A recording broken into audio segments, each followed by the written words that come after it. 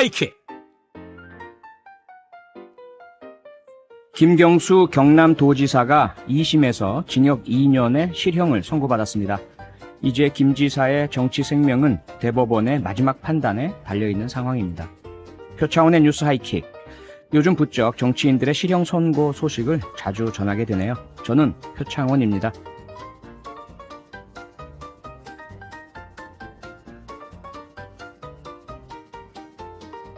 김 지사의 혐의는 크게 두 가지입니다. 공직선거법 위반과 업무 방해 혐의인데요. 오늘 공직선거법에 대해서는 무죄가, 업무 방해에 대해서는 유죄가 선고됐습니다. 조금 복잡하게 느껴지실 수도 있겠는데요. 잠시 후에 무엇든지 쉽게 풀어주는 양지열 변호사와 함께 오늘 있었던 김경수 경남도지사 판결에 대해서 자세히 들어보겠습니다. 매주 금요일에 초대석 표창원이 만난 사람, 오늘은 국내 제1호 여성 프로파일러인 이진숙 경위를 만나봅니다. 조금만 기다려주세요.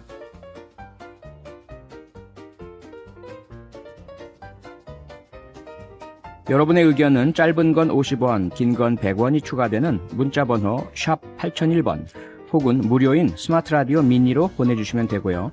소개되는 분들에겐 선물도 드립니다. 자, 그럼 바로 성장경의 타임라인으로 갑니다.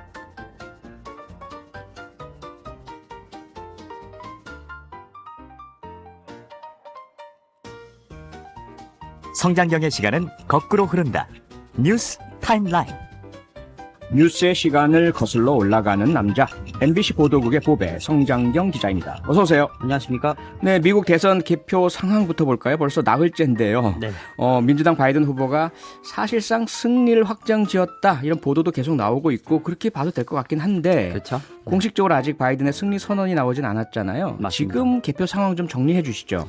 네, 현재 바이든 후보가 확보한 선거인단 수가 253명입니다. 네. 과반수인 270명 채우려면은 바이든 17명이 더 필요한데요. 예. 현재 개표가 완료되지 않은 경합주가 5곳입니다. 펜실베니아와 애리조나, 네바다, 조지아, 노스캐롤라이나인데요. 네.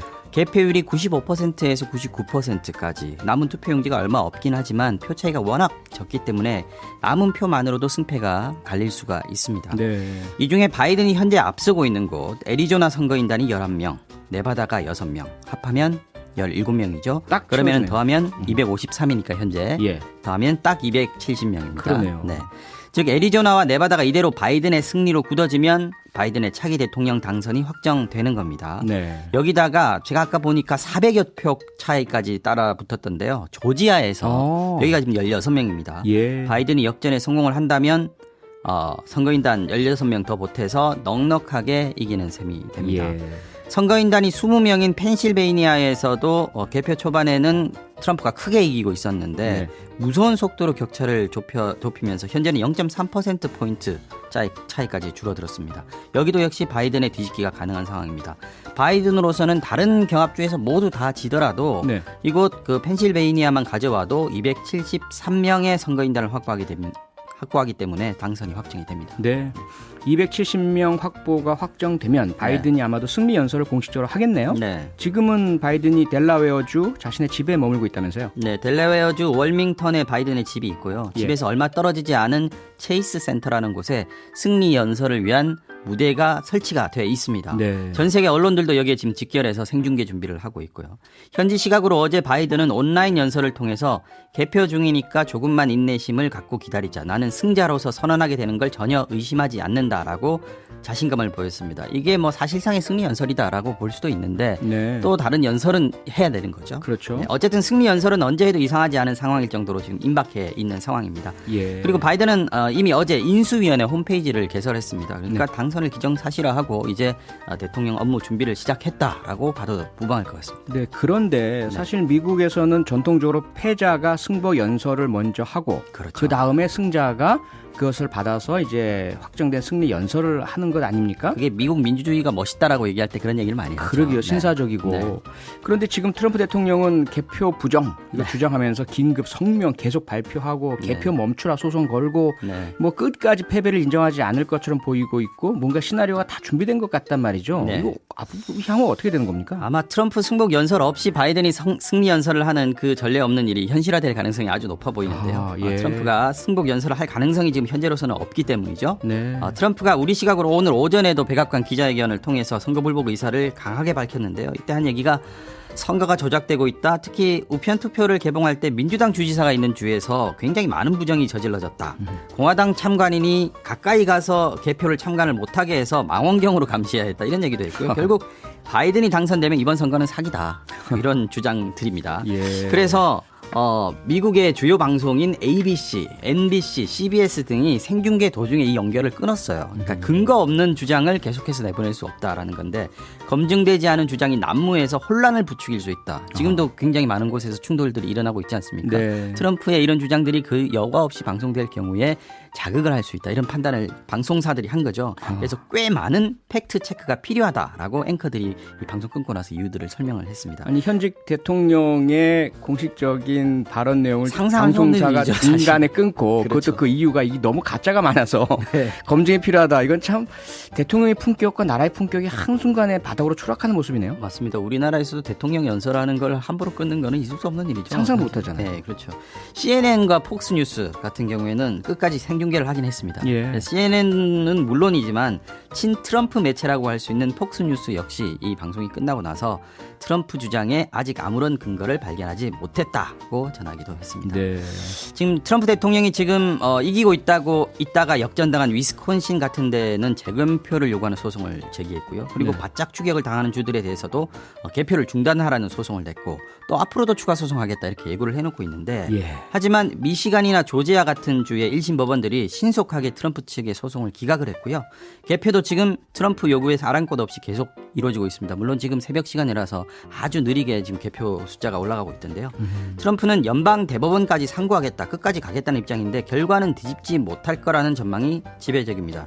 다만 지금 트럼프가 시간을 끌고 있는 거 아니냐 이런 분석들이 나오고 있는데 시간을 끌어서 어쩌자고요. 왜냐하면 예. 12월 8일까지 선거인단이 최종 확정되지 않으면 이 선거인단이 대통령 투표를 하지를 못하게 돼 있답니다. 12월 16일 수정헌법상에. 예. 그래서 그렇게 되면은 하원이 대신해서 임시 선거를 하게 되는데 이때는 또 하원이 지금 미국 민주당이 숫자가 많긴 하지만 인구 비례와 상관없이 주당으로 한다면서요? 주 캘리포니아가 지금 55명 선거인이지 예. 않습니까? 그런데 한 명밖에 못 내고요. 한 표밖에 하와이가 못 지금 내고. 4표 갖고 있는데 여기도 한 표밖에 여기도 안 한 표고. 됩니다. 아하. 그러니까 큰 주 위주로 지금 투표를 하고 있는 바이든으로서는 이렇게 되면 좀 불리해질 수 있는 상황이 되는 거죠. 이걸 아마 노리고 있는 거 아니냐 이런 예상들도 지금 하고 있는 거죠. 실제로 그렇게 될 가능성은 높지는 않잖아요. 그럴 수는 없을 겁니다. 아마 그 전에 공화당 내부나 트럼프 지지자들이 먼저 좀 이제 그만하라라고 그러게요. 하지 않을까 하는 기대들을 지금 하고 있는 거죠. 미국 보수의 가치는 지켜야 되잖아요. 그렇죠. 일부에서 그런 얘기를 하더라고요. 그 트럼프 후보의 그 슬로건이 Make America Great Again. 그러니까 미국을 다시 위대하게. 네. 근데 그게 트럼프만 빠지면 그렇게 된다. 이런 얘기를 주변에 좀 하고 계셔서 그럴 수 있겠네요. 하여간에 참 독특한 캐릭터인 것 같습니다. 네. 다음 소식 한번 볼까요? 네. 오늘 하루 초등 돌봄 전담사들이 파업에 들어갔다면서요. 네. 이게 돌봄에 차질이 좀 있었겠네요. 아무래도 돌봄 공백이 있긴 있었습니다. 하지만 우려만큼 큰 혼란과 차질은 없었다라고 전해지고 있습니다. 오늘 파업에는 전체 돌봄 전담사 중에서 40% 정도 되는 4,900여 명이 참여한 걸로 조사가 됐는데요. 예. 교장, 교감 등 관리직 교원이 돌봄을 지원했습니다. 참고로 일반 교사들이 돌봄에 참여하면 이게 대체 노동이 되기 때문에 예. 노조가 파업할 때 대체 노동을 제공하게 되면 이게 또 위법이거든요. 그런데 이제 교감이나 교장 같은 관리자들이 대신 근무를 하게 되는 것은 불법이 아닙니다. 그래서 이렇게 한 거고요. 또 마을 돌봄 기관 운영 등으로 돌봄 공백을 메워서 전국적으로는 돌봄 교실의 65.4%는 정상 운영됐다 이렇게 교육부는 밝혔습니다. 네. 서울 지역만 봐도 돌봄 교실 10곳 중에 9곳 정도 85% 이상 이 돌봄 교실이 평상시와 마찬가지로 잘 운영이 됐다고 합니다. 예. 그런데 이 돌봄 전담사분들이 파업을 한 이유 이건 네. 뭔가요? 지금 돌봄 전담사들이 교원이 아니고요. 각 교육청에 소속된 학교 비정규직 노동자입니다. 네. 요구하는 건 두 가지 정도로 정리를 할 수 있을 것 같은데 하나는 지금 전체 돌봄 전담사들이 하루 종일 그러니까 하루 8시간 일하는 게 아니고 예. 하루 3시간이나 4시간 정도 하는 시간제 비정규직이라고 그래요. 그래서 이거를 하루 8시간 전일제 근무로 전환을 해달라는 겁니다. 또 하나는 지금 정부와 정치권에서 돌봄 전담사들을 교육부 소속이 아니고 그러니까 교육감이 관리하는 게 아니고 지자체가 관리하는 걸로 옮기려고 하는데 네. 그렇게 되면은 인력이나 재원이 부족한 지자체들이 결국 민간 위탁으로 이 돌봄을 가는 거 아니냐. 그렇게 되면 자신들의 고용이 불안정해질 수도 있고 그리고 돌봄의 질 역시 떨어질 수 있다. 이런 주장입니다. 네. 여기에 대해서 반론이 있어요. 학교 교사들, 즉 교원들이 반대를 하고 있는데 교육과 보육은 분리가 돼야 되는데 지금 교육에 집중해야 될 교사들이 돌봄 전담사들의 인사를 포함한 각종 사무 그리고 또 뭐 다치거나 하게 되면 학부모들로부터 민원이 오지 않겠습니까? 네. 이런 민원 대응도 지금 교사들이 하고 있다는 거예요. 이런 과중한 업무를 떠맡고 있기 때문에 속히 개선이 필요하다라는 겁니다. 교육부가 오늘 입장을 밝혔습니다. 오늘 파업으로 학부모와 학생들의 불편을 초래한 데 대해서 유감을 표명하고 돌봄 노조와 교원단체, 교육청 등 관계기관과 소통하고 협력해서 더 나은 돌봄 서비스 만들어 나가겠다 이렇게 밝혔습니다. 근데 양측 얘기 다 뭔가 고개가 끄덕여지는데 네. 교육부 말처럼 소통 좀 해서 꼭 네. 문제를 해결했으면 좋겠습니다. 네, 얘기가 잘 됐으면 좋겠어요. 그러게요. 판결 소식 하나 더 볼까요? 네. 처음 보는 여성 등산객을 무참히 살해한 20대 남성. 이거 강원도 인제 사건이죠? 맞습니다. 법원에서 오늘 무기징역형 선고했네요. 그렇습니다. 지난 7월에 강원도 인제 한 등산로 입구에서 50대 여성이 숨진 채 발견됐는데 보니까 몸 수십 군데에 흉기에 찔린 상처가 있었습니다. 범인으로 인근 마을에 사는 23살 이모 씨가 붙잡혔는데 조사를 해보니까 피해자에게 무슨 원한이 있었던 것도 아니고 정말 그야말로 일면식도 없었던 걸로 밝혀졌습니다. 네. 그래서 뭐 묻지마 살인이라는 얘기가 나왔습니다만 묻지마라는 표현 자체가 조금 부적절하긴 합니다. 그렇죠. 네. 재판부는 이 씨가 오랜 기간 극단적인 인명 경시 태도와 살해 욕구를 보여왔다면서 재범의 위험성이 높아서 사회로부터 무기한 격리할 필요가 있다고 판결 이유를 설명했습니다. 수사 결과나 재판부 설명에 따르면요, 이 씨가 오래전부터 살해에 대한 욕구를 품고 있었고 네. 구체적으로 범행 대상을 물색해온 것도 한 3년 전부터였다고 합니다. 그러니까 아무나 죽이겠다. 그렇죠. 이 생각을 수년 전부터 그리고 여러 명 거죠. 죽이겠다. 여러 명을 많이 죽이고 싶다. 뭐 이런 얘기까지 했다고 하는데 뭐 구체적으로 소개해드리기는 좀 끔찍하고요. 네. 이 씨는 특히 재판 과정에서도 미안하다거나 뭐 죄책감을 느낀다거나 하는 반성의 태도가 전혀 없었다고 하고요. 오늘 선고 직후에도 그런 식으로 아주 미안한 태도 없이 표정도 없이 그냥 지나나갔다고 합니다.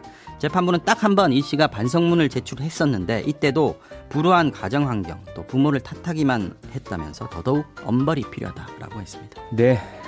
참혹한 사건의 범인 엄벌이 필요하다고 생각합니다. MBC 보도국의 성장경 기자였고요. 주말 잘 쉬시고 월요일에 다시 와주십시오. 네, 월요일에 뵙겠습니다. 네, 고맙습니다. 고맙습니다. 여러분은 지금 표창원의 뉴스 하이킥과 함께하고 계십니다. 이어지는 코너도 기대해주세요. 댓글을 이용한 불법 여론 조작 혐의가 유죄로 인정돼서 1심에서 실형을 선고받았던 김경수 경남지사, 오늘 2심 판결이 있었습니다. 양지열 변호사와 이번 판결 내용 자세히 짚어보겠습니다. 양 변호사님 안녕하세요. 네, 안녕하세요. 네, 오늘 많은 관심을 받았었는데요. 김경수 지사 2심 판결.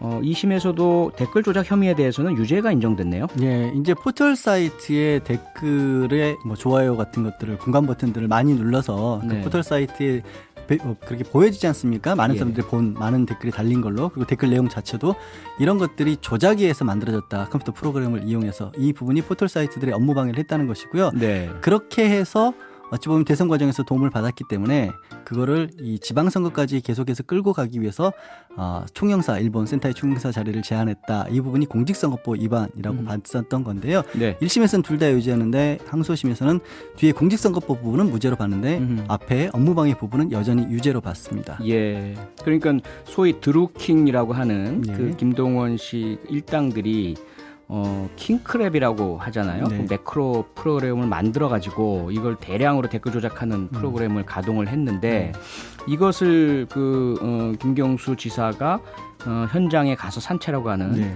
시연을 해서 승인을 했다 이런 식으로 이제 김동원이 주장을 했고 그렇습니다. 김경수 지사는 아니다 그런 적 없다 이 맞붙었는데 결과적으로 법원에서는 김경수 지사의 이야기를 인정하지 않은 것이네요. 그렇죠. 그러니까 시연을 정말로 그 컴퓨터 프로그램 킹크랩이라는 프로그램을 받느냐 안 받느냐 해서 김 지사는 안 받다. 처음부터 끝까지 일관되게 안 받다라고 하고 있고요. 네. 법원이 오늘 이제 설명 자료를 내놨습니다. 판결문은 아직 나오지 않았고 아시다시피 예. 다음 주에 나올 것이고요. 설명 자료를 보면 주로 이런 것들이죠. 드루킹 김동원이 뭐 온라인 보고서라 해서 김경수 지사에게 보여줬다고 주장하는 보고서, 예. 그리고 또 그 이외에 김 지사에게 뭐 허락을 받았다라는 식으로 내부 사람들에게 돌렸던 문서, 네. 그리고 실제로 그 시간대에 컴퓨터 프로그램이 작동을 했다, 이른바 로그 기록이라는 부분들이 있습니다. 그 외에 또 김동원과 그 개발자 등 이미 이제 구속돼서 재판을 받은 사람들이 네. 김 지사에게 보여줬다고 주장하는 내용, 이런 것들을 근거로 해서 이 법원은 유죄로 인정을 했는데요. 예. 이거는 사실 1심하고 거의 비슷합니다. 아. 그러니까 항소심에서 새롭게 나온 정황들도 있는데 네. 오늘 나온 법원의 자료에는 그런 새롭게 나온 증거들을 왜 배척을 했는지는 사실 나와 있지가 않아요. 아하, 예. 그리고 이게 이제 그 정말 시연이 있었다고 한다면 그 부분이 공모를 한 부분이 증명이 됐다라는 것이고요. 네. 그 이후에 이 공범이 되려면 그냥 뭐 짜기만 했다라는 건 되는 건 아니잖아요. 그 짠 이후에 실제 실행을 나눠서 했어야 되는 건데 네. 그 부분도 김경수 지사가 같이 했다라고 본 법원의 설명은 뭐냐면 이후에 김동원이 계속해서 뭔가 이제 정보 보고를 했다라는 것이고요. 네. 그리고 실제 여러 번 만나기도 했다라는 부분이고, 김경수 지사도 기사를 좀 보냈다. 아하. 그리고 말씀드린 것처럼 아까 이제 일본의 영사 쪽 자리를 제안했다라는 건데, 이 부분은 1심 때부터도 좀 치열하게 다퉈졌던 거예요. 네. 왜냐하면 실제로 김동원이 보낸 어떤 정보 보고 같은 것들에 김 지사가 답한 게 하나도 없거든요. 아, 일방적으로 계속 보내기만 네, 일방적으로 하고. 보내기만 예. 했었고, 그 안에 아까 말씀드린 그 컴퓨터 프로그램 있지 않습니까? 킹크랩? 그 킹크랩이라는 단어가 나온 적도 단 한 번도 없고요. 아하. 그리고 김 지사가 대신 기사를 보냈다고 하는 부분은 한 10개 남짓 정도이기 때문에 네. 전체의 기사를 본다라면 이것도 진짜 일반적으로 본인을 지지하는 그룹들에 다 보냈다고 얘기를 하고 있는 그런 상황이고, 네. 그래서 과연 그렇게 가만히 있었던 게 그럼 실행을 같이 나눴다고 볼 수 있을지 항소심에서는 그렇게 하지 말라 봤습니다. 하지 않은 거. 예. 예. 자, 그리고 그동안 뭐 언론 보도도 많이 됐지만 김경수 지사 측에서는 사실상 그 김동원 측이 제시하는 시연했다는 시간에 시연을 할 수가 없었다, 물리적으로. 네. 그 근거가 첫 번째는 해당 시간에 닭갈비 식사를 먹은 했다. 식사를 했다는 그 영수증이 있고 예. 그 현장에 대한 설명들도 있고, 두 번째는 구글 타임라인에서도 그 사실을 뒷받침한다. 네. 그런데 법원에서는 이것을 받아들이지 않은 거네. 받아들이지 않았죠. 그게 어떤 의미냐면 그 컴퓨터가 프로그램이 가동된 시간 자체는 바꿀 수가 없잖아요. 네. 바꿀 수가 없고 고정이 됐고요. 예. 김 지사가 그 모임 장소에 도착해서 떠난 시간까지도 또 이제 구글에 의해서, 그러니까 비서분의 휴대전화 GPS가 기록이 남기 때문에 그 시간도 바꿀 수가 없는 겁니다. 예. 그래서 거기서 식사를 했냐 안 했는지가 왜 따져지냐면 그 시간 과연 김 지사에게 시연을 보여줬을 만한 시간을 확보할 수 있었느냐의 문제인데, 네. 일단 김 지사 측이 주장한 어떤 내용에 따르면, 그리고 실제 이제 뭐 그 식당의 영수증이라든가 사장님의 증언에 따르면 식사를 같이 했다라는 쪽으로 볼 가능성이 높거든요. 네. 그러면 시연을 하고 이 드루킹 김동원으로부터 어떤 단둘이 만나서 설명을 들을 만한 시간이 안 나오는데, 예. 그런 부분들을 왜 받아들이지 않았는지는 아직 법원에서 나오지가 않았습니다. 설명이 안 그 나왔습니까? 내용이 설명이 안 됐습니다. 그게 이제 판결문에는 들어있을 것으로 보이는데, 네. 어쨌든 말씀드린 것처럼 항소심에서는 그 시연회가 있었다는 쪽의 무게를 거의 그 드루킹 김동원 씨 측 주장, 그쪽 그 주변 인물들의 주장과 거기서 나온 문서들을 가지고 신빙성을 부과를 해서 그 말을 믿어준 거거든요. 네. 근데 그거는 1심하고 똑같습니다, 사실은. 변한 게 없고요. 예. 자, 그럼 그 앞서 두 가지 혐의라고 말씀 주셨잖아요. 네. 하나는 이러한 그 매크로 킹크랩 프로그램을 이용한 업무 방해, 이 포털의 업무를 방해한 것이다. 네. 또 하나는 총영사 자리를 제안하면서 그 선거에 이런 부분들을 활용하려 한 선거법 위반. 예. 그런데 지금 업무 방해 부분은 소위 말해 사실관계, 실제로 시연을 하고 동의를 했느냐 부분. 예. 이것은 결국 법원 인정해서 업무 방해 유죄를 했는데 공직선거법 부분은 그러한 총영사 부분에 대한 사실관계보다는 이것이 과연 실제로 공직선거법 위반이냐에 대한 법리 해석이 문제인 것 같은데요. 그렇습니다. 이게 그랬고요. 이건 무죄로 이건 됐죠? 무죄로 나왔습니다. 다른 건 아니고요. 예. 그건 1심에서도 김 지사 측에서 주장했던 부분이긴 합니다만, 예. 지방선거에 나갈지 안 나갈지도 정해지지 않았던 시점이라는 그 당시에 예. 잘 아시겠지만 선거법이라고 하는 것은 특정 정당이라든가 특정 인에게 유리하고 불리한 뭔가를 했을 때 선거법과 관련되는데, 네. 출마할지도 모르는 상황에서 무슨 지방선거를 바라보고 그런 어떤 제안을 했겠느냐. 근데 법원에서는 그건 무죄로 받고 네. 대신에 그거를 업무방해 쪽에 연결을 시켰어요. 아하. 그러니까 업무방해를 공모를 했기 때문에 그 대가로서 그런 제안을 했다라는 쪽으로 항소심에서 바꿨습니다. 예. 자, 그 다음 문제가요. 지금 어쨌든 징역 2년형의 실형이 선고가 됐잖아요. 그럼 일반적으로 봤을 때는 그 경우에 바로 법정 구속이 되지 않습니까? 네. 집행유예가 아닌 한. 그런데 김경수 지사는 법정 구속이 되지 않았죠. 예. 그 이유를 좀 설명을 좀 해주시죠. 사실은 1심에서 법정 구속을 했었을 때 논란이 좀 더 있었죠. 네. 저는 지금 항소심의 판결에도 저는 개인적으로 좀 문제가 있다라고 보는 입장입니다만 그렇게 예. 논란의 여지가 있는 상황에서 형이 확정되지도 않았는데 이 도지사를 이 법정 구속을 1심에서 시킨다는 게 거의 전례를 찾아볼 수가 없거든요. 예. 그래서 이제 보석을 했었고 보석 상태이고 보석 상태를 계속 유지를 시킨 겁니다. 대법원까지 어차피 갈 것이기 때문에 네. 도정의 공백이라든가 이런 부분을 재판부도 고려를 한 거죠. 네. 원래 그렇게 했었어야 되는 게 1심에서 이상했던 거죠. 사실. 원래 1심에서 법정 구속에 오히려 문제가 있다고 네. 보시는 거고요. 자, 김경수 지사는 선고 공판을 마치고 나오면서 이제 공식적으로 이런 입장을 밝혔습니다. 법원 판단을 존중하지만 도저히 납득할 수 없는 판결이다. 진실의 절반만 밝혀졌고 나머지 진실의 절반은 즉시 상고를 통해 대법원에서 반드시 밝히도록 하겠다라고 했는데요.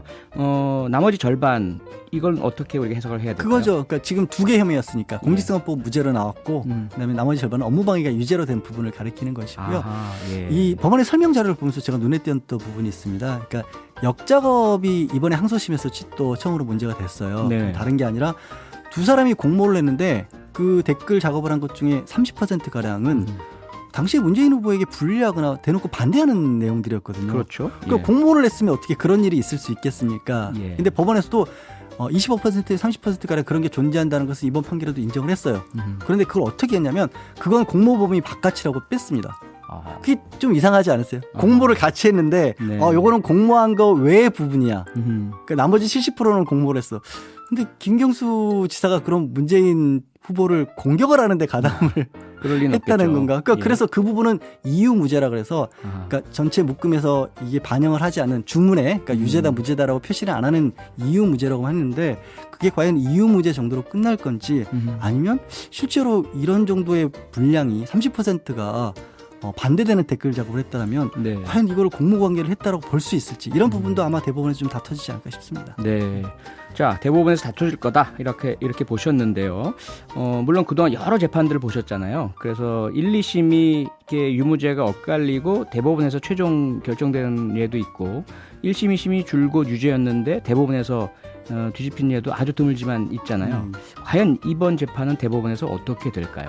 저는 말씀드린 것처럼 조금 전에 설명드린 역작업 부분도 좀 저로서는 설명이 안 되고요. 사실 법원의 판단이 예. 어떻게 같은 공모를 하면서 30%를 반대하는 댓글 작업을 할 수 있었느냐 이게 공모로 인정되느냐라는 부분도 좀 납득이 안 가고 네. 이 시험 부분을 제쳐놓고라도 그거를 봤다라고 해서 지금 재판부 앞에서도 이 컴퓨터 프로그램을 구동을 시켰거든요. 네. 근데 특검에서도 하나하나 그게 뭘 뜻한지를 설명을 하지 않으면 이해하기가 어려운 우리가 일반인이 컴퓨터 프로그램 그냥 돌아가는 걸 보고 저게 뭐 하는 건지 알 수가 모르죠. 없잖아요. 대단히 기술적인 부분이 네. 알 수가 근데 없죠. 그걸 네. 그냥 덜컥 봤다고 김사가 이해했을까부터 시작을 해서 그 이후에 아까 말씀드린 것처럼 아무런 반응을 보이지 않았지 않습니까? 그 수많은 어떻게 보면 텔레그램을 연락들에 통해서 대해서. 연락을 했는데 네. 그런데도 그게 같이 행동을 한 것이라고 법원은 봤거든요.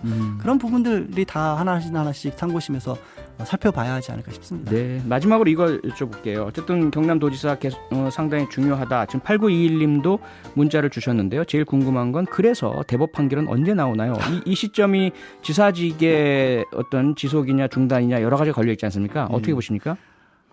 그렇게 빨리 나오기는 어려울 것으로 보는 게 이런 어떤 컴퓨터를 이용한 댓글 작업에 대한 업무 방해가 어느 정도의 무게를 가지고 있는지에 관해서 대법원이 정면으로 판시한 사례가 좀 없거든요. 거의 첫 판례가 되네요. 케이스 스터디가 케이스가 만들어지지 않을까 싶습니다. 네, 상당히 오래 걸릴 거다라는 정도로 정리해야 될 것 같습니다. 여기까지 듣겠습니다. 지금까지 양지열 변호사였습니다. 고맙습니다. 네, 고맙습니다.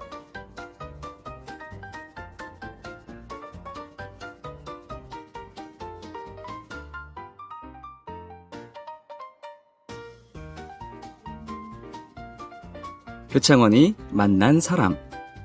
네, 금요일 이 시간 고정 코너인 퀴즈 하이킥은 잠시 후 7시 20분에 시작을 하겠고요. 오늘은 표창원이 만난 사람을 조금 일찍 시작하겠습니다. 며칠 전에 있었던 화성 연쇄살인 사건 8차 재심 공판 처음으로 법정에 섰던 이춘재가 이런 얘기를 했습니다. 프로파일러가 진실을 이야기해달라고 해서 자백하게 됐다. 이 사건뿐만 아니라 정말 다양한 범죄 현장에 투입돼서 사건의 실마리를 풀어내는 분들이 바로 프로파일러인데요. 국내 1호 여성 프로파일러인 인천경찰청 이진숙 경위가 프로파일러에 관한 책을 한 권 냈다고 합니다. 청취자 여러분들이 궁금해하실 프로파일러의 세계에 대해 지금부터 만나보시죠. 이진숙 경위 어서 오세요. 안녕하세요. 이진숙입니다. 네, 오랜만입니다. 잘 지냈어요? 네, 잘 지냈습니다.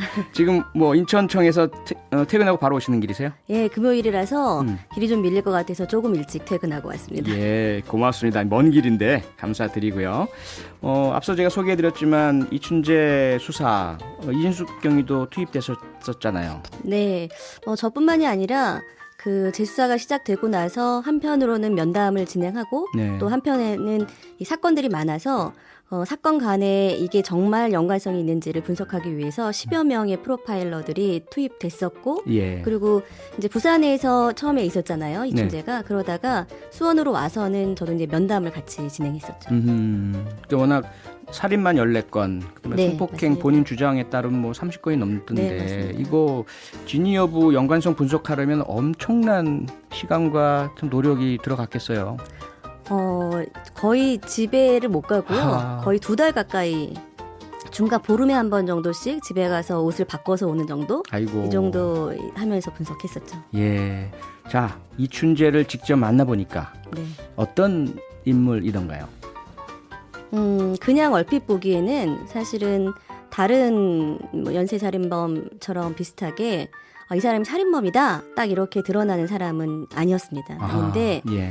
면담을 진행하면 진행할수록 이런 사람이 또 있을까 이런 생각이 들 정도로 좀 오싹해지기도 하고 네. 굉장히 자기만의 틀을 가지고 있는 그런 사람이었습니다. 그러니까 오싹하다는 게, 그러니까 본인이 그 끔찍한 범행을 이렇게 구체적으로 진술하면서도 뭐 전혀 감정적인 동요도 안 보이고, 그리고 자신에 대한 어떤 반성이나 죄책감이나 이런 것들이 전혀 안 드러나고 이런 지점에서 오싹함을 느끼신 건가요? 네, 그렇습니다. 본인이 한 일임에도 불구하고 어떻게 저렇게 담담히 이야기할 수 있을까 이런 생각이 굉장히 매 순간 들었던. 남의 얘기하듯이. 네, 그렇습니다. 월요일에 있었던 공판에서 이춘재가 이런 얘기했어요. 범행 동기? 특별한 이유는 모르겠다. 불을 찾는 불나방처럼 범행했다. 물론 이제 이진숙 경위가 무척 많은 연쇄살인범, 강력범죄자 다 만나보셨지만 범죄자들이 자기의 범죄 동기와 이유를 제대로 아는 경우가 그렇게 많지는 않잖아요. 네, 맞습니다. 자기의 범행 동기를 그러니까 이야기를 일부러 안 하는 경우도 물론 있지만 네. 본인 스스로도 범행 동기가 무엇인지를 명확히 이야기하는 범죄자들이 많지 않거든요. 아, 그렇죠. 예. 그런데 이춘재가 그런 말을 했다고 이제 언론에 보도되고 네. 하는 걸 이제 저도 봤는데 불나방의 속성을 본인이 알고 그런 이야기를 한 것인지 어떤지는 잘 모르겠지만 예. 어찌 보면 아주 본인을 적절히 표현하는 거다라는 생각이 들 정도였고요. 네. 그 말에서 결국 불이 피해자들을 지칭하는 거일 텐데 본인이 불나방이고 예. 그러면 사실은 양심의 가책이라든지 사건 후에 후회라든지 이런 브레이크가 전혀 없이 당시에는 본인이 그렇게 했던 게 맞거든요. 예. 예, 그거 아주 본인을 어떻게 그렇게 적절하게 표현했는지 소름 끼칠 정도죠. 예. 다만 이제 피해자분들이 뭐 불처럼 그렇게 어떠한 기여를 하거나 이런 건 전혀 아니잖아요. 전혀 아니죠. 예, 그냥 예. 이춘재 본인 입장에서 네, 그렇습니다. 그런 속성을 보였다는 건데 또 이런 얘기도 했잖아요. 그 살인의 추억, 자기에 대한 영화인데 이걸 또 봤다고 하면서 그런데 뭐 별 감흥이 없었다. 이거 도대체 이해가 안 되는 말 아닙니까?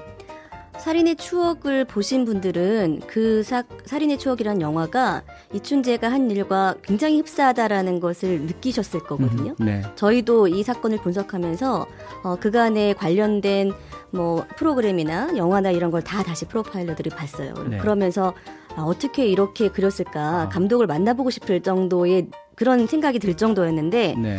이 사람은 앞서 말씀드린 것처럼 이미 본인이 저지른 사건도 본인이 한 게 아니라고 생각하기 때문에 예. 영화를 보면서 그런 생각을 했을 리 없는 건 맞습니다. 하하. 그러니까 우리가 뭐 이진숙 경위도 같이 그 공부를 했지만 사이코패스 얘기를 할 때 다른 사람들과 함께 영화를 보더라도 다른 사람들이 울 때 전혀 아무런 반응을 안 보이고 다른 사람들이 웃을 때도 이 사람들 뭐야 감정을 전혀 공감하지 못한다는 거잖아요. 그렇죠. 그럼 이춘재에게서도 그런 면을 발견하셨네요.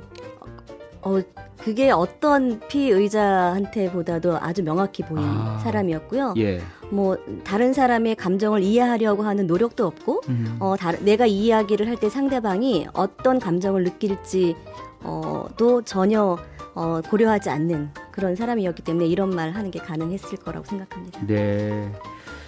예. 그리고 이춘재 얘기는 뭐 여기까지 하고요. 그 이춘재 사건 말고도 상당히 많은 사건에 투입됐잖아요. 우리 그 경찰청 1기 프로파일러이시니까.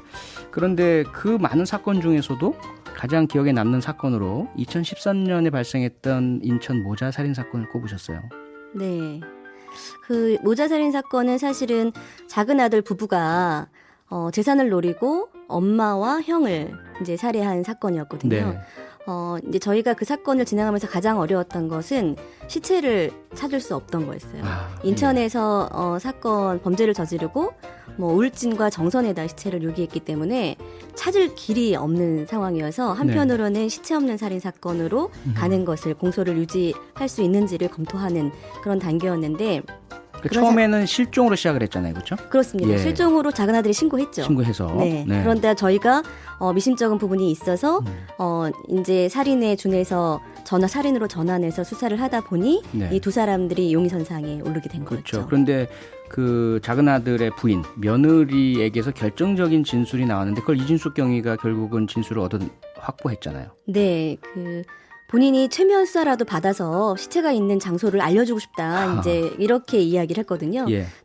당시에는 제가 최면 수사관도 아니었어요. 네. 지금 그 일반적인 교육 과정에서 들었던 그 정도의 지식만 알고 있었는데 그 순간을 놓치면 사건을 해결하지 못할 것 같아서 제가 그 지식을 통해서 최면을 했죠. 물론 본인이 최면을 정말 받고 싶다는 내용은 아니라고 판단했기 때문에요. 예. 그래서 결국은 그 집에 가서 같이 잠도 자고 이 친구를 데리고 울진과 정선에 가서 시체를 찾을 수 있었죠. 그 결정적인 진술을 하고 남편의 범행을 입증하도록 했는데 그 이후에 이 며느리는 스스로 극단적 선택을 했잖아요. 네, 그렇습니다. 사실은 그 며느리의 꿈이 프로파일러다 이제 저한테 그렇게 그래요? 이야기를 했었고 그 집에 프로파일링과 관련된 책들이 엄청 많았어요. 예, 관련된 팁이나 이런 것도 프로그램도 즐겨봤고 다운 받아놓은 것들도 많았고 그래서 저랑 어떤 면에서는 라포가 더 잘 형성됐었죠. 예. 그런데 제가 안타까운 것은 이제 그런 사람이 결국 마지막에 이제 극단적인 선택을 했기 때문에 그거에 대한 인간적인 안타까움도 사실 없지 않았고요. 또 하나는 이렇게 극악한 범죄를 저지른 사람을 법정에서 본인 입으로 스스로 이 사건을 인정하게 하는 게 제 역할이었는데 그거를 못했다는 안타까움도 있었습니다. 근데 그게 뭐 이진숙 경위 책임은 절대로 아니죠. 어쨌든 네. 예, 진실을 밝혀낸 것 때문에 뭐 극단적 선택을 했다기보다는 자기가 저지른 죄의 무게를 견디지 못한 것일 테고요. 네, 그렇습니다. 부담 안 가졌으면 좋겠어요. 감사합니다. 네, 3411님 문자 주셨는데요. 최면 수사 같은 게 진짜 있군요. 너무 신기해요. 어떻게 하는 건가요? 간단하게 간략하게만 좀 설명을 해주실까요? 최면은 사실은 그 본인이 기억하지 못하고 있는 그런데 최면의 기본은 본인이 기억하고 싶은 니즈를 갖고 있는 사람이 할 수 있습니다. 그래서 그 최면을 회상시키는 그런 유도에서 회상시키는 그런 방법인데요. 실제로 수사에서 활용하고 있습니다. 네. 자, 김송림 님도 그렇고 많은 분이 지금 이 질문을 문자로 주셨는데요. 이진숙 경위님, 프로파일러가 되신 계기가 무엇인가요? 제가 프로파일러가 돼야겠다 이런 굳은 의지를 가지고 제가 네. 들어온 것은 아니고요. 예. 제가 이제 박사학위 논문 끝날 즈음에 그 우리나라에서 처음으로 프로파일러를 특채했습니다. 그래서 네. 제가 그 이전에 학생생활연구소나 상담소에서 상담 일을 했기 때문에 좀 대상이 범죄자랑 면담을 한다라는 거에 제가 매력을 느꼈어요. 어허. 그래서 이 직업을 선택했는데 예. 생각했던 것보다는 험난한 과정들이 있었습니다. 그러니까 이제 이진숙 경위가 이 프로파일러의 세계로 들어오시게 된 계기는 어떻게 보면 그 1년 전에 있었던 유영철 연쇄살인 사건. 그렇죠? 그렇죠. 그래서 완전히 우리 사회가 도대체 어떻게 이런 일이 있을 수 있나 어떻게 막을 것이냐 해서 전문 프로파일러가 필요하다 해서 이제 사회학 심리학 전공자들 좀 신청하십시오 했을 때 딱 신청하신 거 아니에요? 네, 그렇죠? 그렇습니다. 제가 이제 석사를 상담 심리, 박사를 교육사역 하다 보니까 네. 전공에선 딱 일치해서 아하. 제가 아주 운 좋게 일기로 들어오게 됐습니다. 운 좋다기보다는 실력이 넘치셨습니다. 물론 그 당시에 제가 그 선발 과정도 관여하고 했지만 또렷이 기억하고 있으니까요. 정말 대단한 분이시고요. 생각보다 힘들었다라는 말씀을 살짝 주셨는데 네. 어떤 부분이 가장 힘들던가요? 일단은 분석을 하려면 현장이 반드시 기본이거든요. 네. 그래서 현장 없이 분석할 수 없기 때문에 살인 사건이 나면 언제라도 새벽이라도 나와서 현장을 가야 했고, 그 다음에 그냥 뭐 현장을 보고 마는 것이 아니라 그 흔적을 찾아야 하니까요. 눈에 보이는 흔적 또는 네. 보이지 않는 흔적도 찾아야 되기 때문에 시체를 가까이에서 관찰해야 하고 이런 모든 여정들이 사실은 쉽진 않았습니다. 그러니까 앞서서 범죄자들과 면담을 해보겠다는 대단히 어떻게 보면 단순한 생각으로 들어오셨는데 이게 그 정도가 아니라 시신도 가서 과학수사 요원들하고 함께 보셔야 되고 현장도 다 보셔야 되고 네, 참 참혹한 부분들을 다 접하셔야 하는 거 이게 쉽진 않잖아요. 네 그렇습니다. 그럼 본인 스스로가 그 심리 전문가 프로파일러지만 본인도 조금 심리적 도움을 받으셔야 되는 거 아니에요?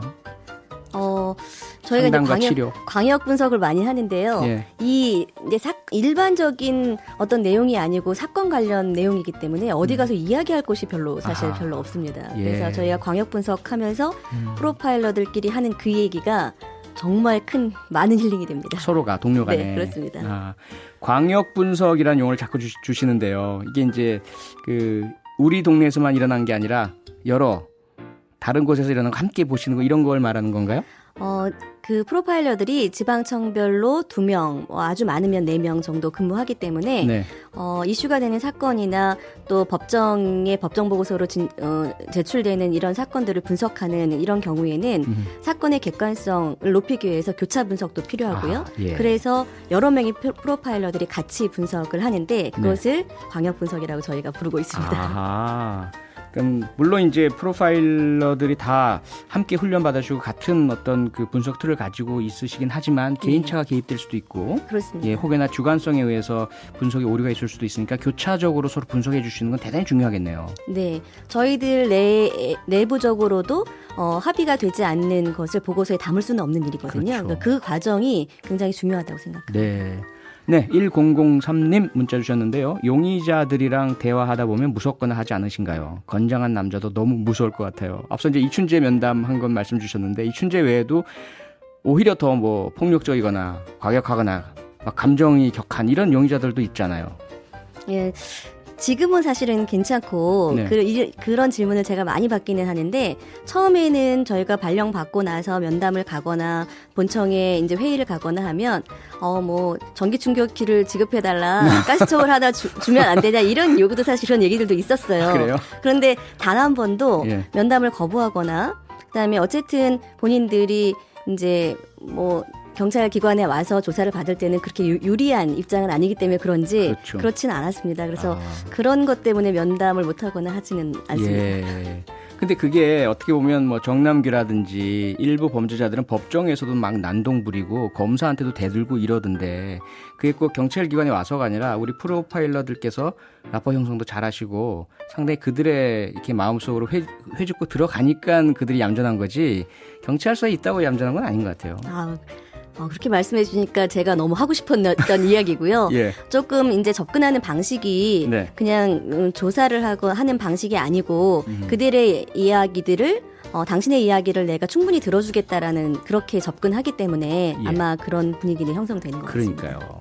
네, 방송 들으면서 정말 이 문자가 많이 들어오고 있는데요. 휴대전화 번호 2158번님. 코로나가 범죄에 미치는 영향은 없을지 궁금하네요. 어떻게 보세요? 이런 질문 주셨어요. 혹시 답변 가능합니까?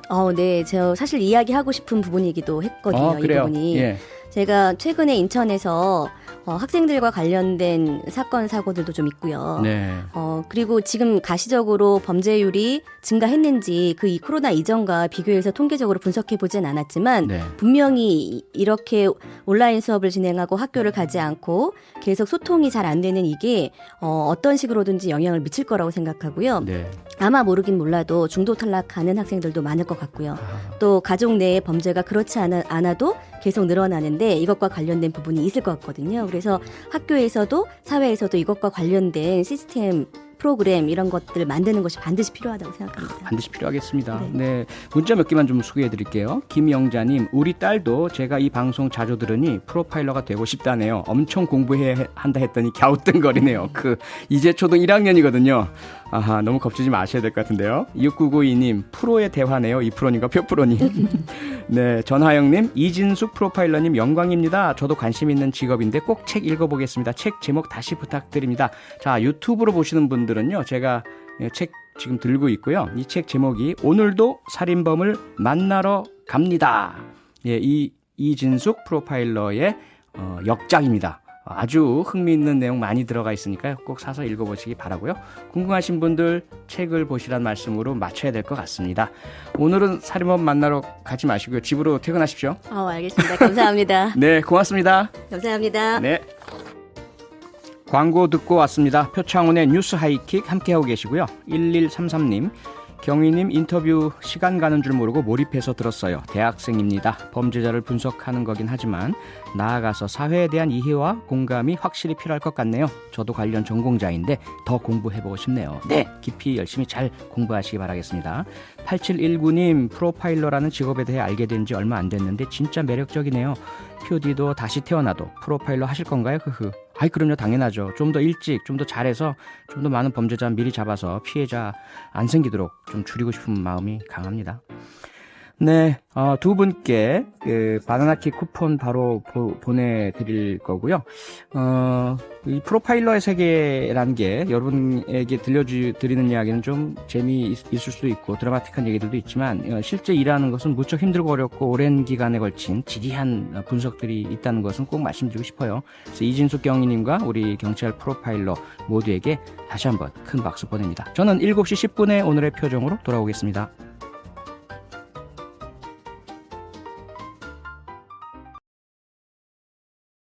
로 차분하고 차가운 어조로 말한다. 그건 곧 알아두세요. 아이가 마음이 커질수록 나를 엄마라고 부르게 해서는 안 된다.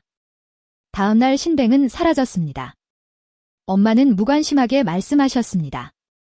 나는 일자리를 찾으러 다른 곳으로 갈 거예요. 하지만 나는 그렇지 않다는 것을 압니다. 신희는 그렇게 순종하지 않을 것입니다. 아니나 다를까 나는 그녀가 친구들에게 자신이 물건처럼 느껴진다고 불평하는 것을 들었습니다. 그녀가 여전히 부모에게 가치가 있을 때 그녀는 손바닥 안에 소중히 여겨졌다고 말했습니다. 일단 가치와 용도를 잃으면 가차없이 버려지게 됩니다. 그러나 나는 당신에게 말할 수 없습니다. 어쨌든 조만간 그들은 다시 와서 나에게 간청할 것입니다. 지금 그들은 성령을 구하는 기도를 하고 있지 않습니까? 어른들이 신인 척, 유령인 척하고 있다는 걸 그들이 발견할 때까지 기다리세요. 그들은 나를 찾으러 다시 올 것이다. 기다릴 수 있어요. 나는 그렇지 않습니다. 낯선 사람이라도 우리의 살과 피를 찢을 필요는 없습니다. 그래서 부모님은 들짐승처럼 배고프고 목말라 미칠 지경이었습니다. 그러나 신일은 완료되었습니다. 비행기 표만 사면 떠날 수 있어요. 물론이죠. 그러나 신희는 아빠가 기대했던 새해 전야 파티에서 여전히 튀어나와 문제를 일으켰습니다. 아빠 회사는 직원이 10명 남짓으로 그리 크지 않은데 무오이 씨와 남사우 파트너가 현장에 왔습니다. 댄 퀸이라는 무료 미디어도 있습니다. 매우 목적. 분명히 그의 사심없는 헌신에 대한 또 다른 선전입니다. 아빠의 연설은 여러 번 편집되었을 것입니다. 저를 입양해서 키우시고 회사를 저에게 물려주실 생각을 하신 사연이 너무 감동적이었습니다. 그런데 그 순간 홀에 갑자기 전기가 들어왔습니다. 불이 다시 켜졌을 때 큰 화면에는 내 출생 증명서가 흑백으로 선명하게 적혀 있었습니다.